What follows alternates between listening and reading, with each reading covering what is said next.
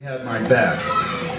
Since I had a collective bargaining agreement now, since I had certain things guaranteed to me, I could look to my future and I could see some measure of security. I could worry a little bit less about keeping a roof over my family's head. I could worry less about affording health insurance. I could worry less about providing an education, helping to provide an education for my son. Not long after that, they asked me to be a steward, and I've spent the last 10 years learning how to be a steward, learning how to be a better steward, to advocate for my members, to get involved in the larger labor movement, and here I am today. It's been a hell of a ride, people, I'll tell you that. Now Matt asked me to come here today to speak about postal issues, and we have some issues. The Postal Service needs saving. Who here wants to help save the Postal Service? Now I'm sure many of you have heard lately that the Postal Service has been losing billions and billions of dollars over the past 6 years. Yeah, and I'm sure you've also heard that it's all due to the internet and it's all due to high labor costs. These are myths. These are half-truths.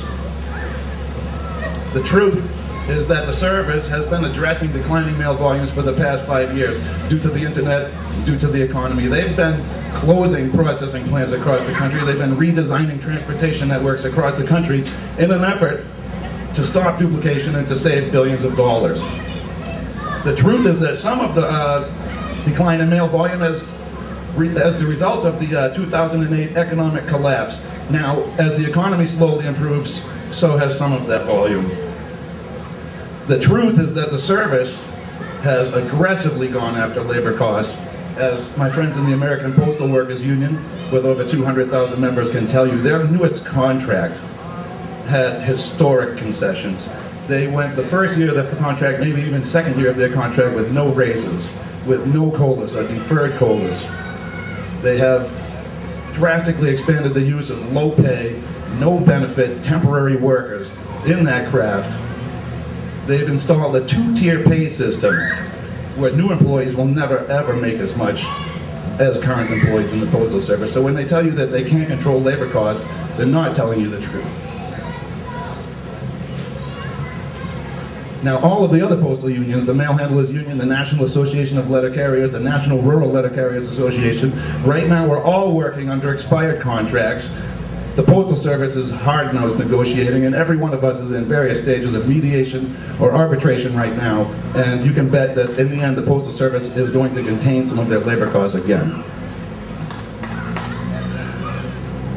The single biggest truth that we have to face as a Postal Service right now is a law passed in 2006 by a lame duck Congress and signed by President Bush that forces the Postal Service to pre-fund 75 years of future retiree health benefits at 100%, all within a 10-year period. It costs the service approximately $5.5 billion a year. There are no other federal agencies required by law to do this. There are no private industry companies required by law to do this. It's the single reason why the Postal Service has lost money. It's responsible for literally nearly every dollar that the Postal Service has lost since 2007. Now, Postal Administration has a reckless plan to address all of these issues, set to take effect in 10 days on the 15th of May, that will ultimately close 3,700 post offices, 200 processing plants, and eliminate up to 200,000 middle-class jobs, unless Congress acts now. The Senate just passed a bipartisan bill a couple weeks ago. We like some of the things in it, other things we don't, but the House has yet to bring anything to the floor. The only bill that passed out of committee in the House is even worse than the Postal Service's plan. It would eliminate collective bargaining. It would set up something similar to a BRAC commission to close postal services all around, postal service facilities and post offices all around the country. Now here's where you come in, brothers and sisters, friends, ladies and gentlemen. You can help us by contacting your congressman and telling him you want to save the Postal Service. Tell him you want him to help save the Postal Service. Ask him to call on House leadership to bring a bill to the floor for debate, for amendments, and for a vote.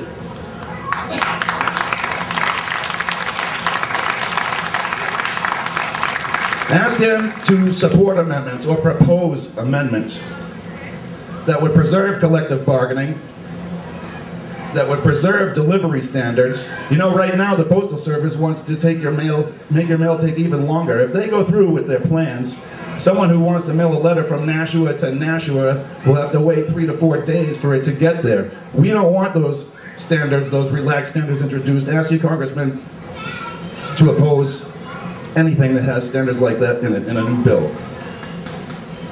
Ask him to vote for amendments that don't allow for wholesale closures of post offices and massive job loss. Ask him to vote for amendments that ensure responsible plans are in place to keep the Postal Service viable as we move into the 21st century. Also, don't forget to pick up some information at the postal booth. We have pretty good detailed flyers over there that talk about the financial condition of the Postal Service and some of the things that we can do to keep it alive. Also, ask your friends and family to help out. Once we don't have a Postal Service anymore, it's going to be too late to get it back. Also, mail some bills. Send a birthday card to somebody. That'll help. Now, in the last couple years, here in New Hampshire and around the country, we've seen unrelenting attacks on working people and families. The real need for all of us to stand together has never been more clear to me. The example of just the last 2 years here in New Hampshire shows what we can accomplish together, whatever our individual politics might be. Let me tell you, we had workers and union members of every political stripe standing strong with principled Republicans and unwavering Democrats in Concord to turn back assault after assault on us. And we did. That's solidarity, that's unity. That's what we need to keep on having here in New Hampshire and across the country. Together, we can make a difference for all of us. Alone, we can just watch as we all get ground down by degrees right out of the middle class. Now, I'd like to save America's Postal Service, and on behalf of postal workers everywhere, I ask for your help. Thank you very much.